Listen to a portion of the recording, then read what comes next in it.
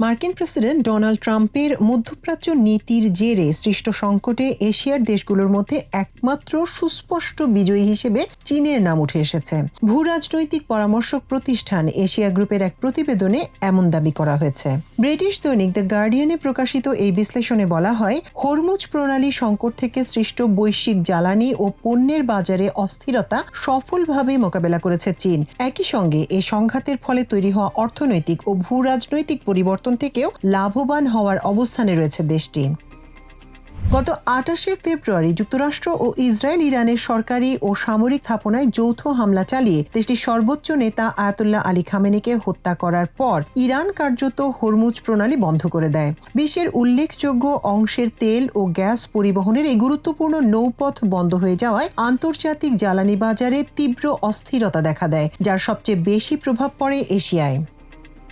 প্রতিবেদনে বলা হয়, হরমুজ প্রণালী বন্ধ হওয়ার আগে এর জলপথ দিয়ে পরিবাহিত তেলের প্রায় 80% এবং তরলীকৃত প্রাকৃতিক গ্যাসের প্রায় 90%ই এশিয়ার বাজারে যেত। এছাড়াও অন্যান্য গুরুত্বপূর্ণ পণ্য উল্লেখযোগ্য পরিমাণে এই পথেই পরিবাহিত হতো। গবেষণায় চীন, ভারত, জাপান ও দক্ষিণ কোরিয়া সহ দক্ষিণ পূর্ব এশিয়ার উদীয়মান দেশগুলোর ওপর সংকটের অর্থনৈতিক ও রাজনৈতিক প্রভাব বিশ্লেষণ করা হয়েছে। উৎপাদন শিল্প, জ্বালানি ও কৃষি সহ বিভিন্ন খাতে এর প্রভাবও মূল্যায়ন করা হয়। প্রতিবেদনে বলা হয়, ট্রাম্পের মধ্যপ্রাচ্য অভিযান থেকে সৃষ্ট সংকটের সবচেয়ে বড় সুবিধাভোগী হচ্ছে চীন, কারণ বিশাল তেল মজুদ ও নবায়নযোগ্য জ্বালানিতে ব্যাপক বিনিয়োগের কারণে অন্যান্য দেশের তুলনায় জ্বালানি সংকটের ধাক্কা অনেক কম অনুভব করেছে দেশটি।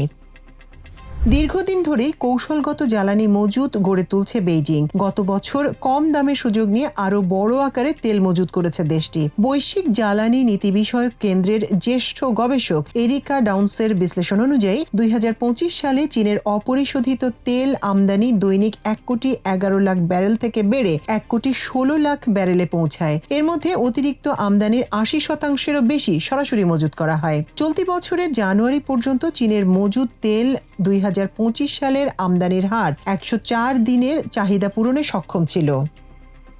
একই সময় নবায়নযোগ্য জ্বালানি খাতেও ব্যাপক বিনিয়োগ করেছে চীন। গত বছর দেশটির 315 গিগাওয়াট নতুন সৌরবিদ্যুৎ সক্ষমতা যুক্ত করেছে, যা বিশ্বে নতুন স্থাপিত মোট সৌরবিদ্যুতের অর্ধেকেরও বেশি। এর আগের বছর যুক্ত হয়েছিল 277 গিগাওয়াট।